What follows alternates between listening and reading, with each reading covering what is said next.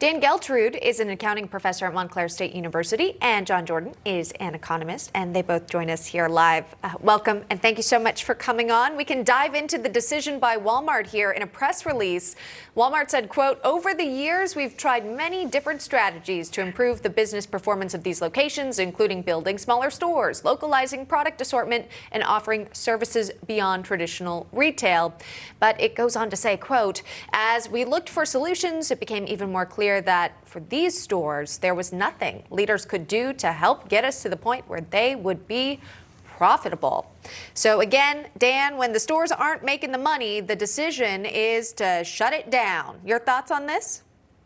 Well, it's the right decision if we look at it just purely from a business standpoint. If the stores are not making money and there's no strategic reason to have them being loss leaders, you got to close them. So now, to me, that statement is almost like frustrating. We've tried everything and we couldn't get it to work. So the question is, why wouldn't it work? Now, as we all know, Chicago is not the safest place in the country to be. So you have to think about, are people not wanting to be in these stores or those areas because of crime and shrinkage?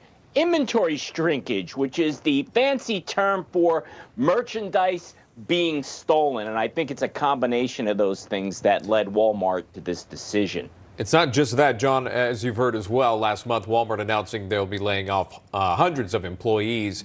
Do you see this as a larger trend, not just something closing stores in Chicago, but a difficult time for Walmart as a whole?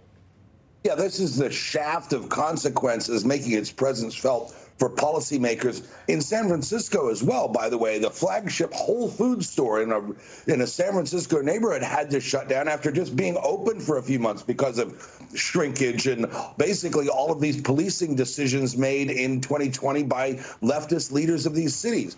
This is the latest iteration of that. And it's really sad, too, when you think about it, because the people paying for this are not policymakers. These are people that wanted to have a job there, that wanted to have a neighborhood store, that want to be able to get their medications and their food without having to travel too far. And a lot of these people have limited means. So this is what happens when government doesn't do the only few things it really should be doing, and that is keeping people safe and maintaining law and order.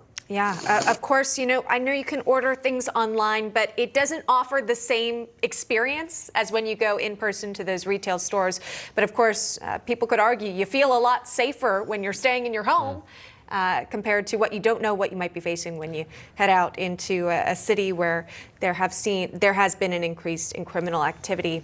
Dan Geltrude, John Jordan, gentlemen, thanks for joining us today. Appreciate it. Thank you.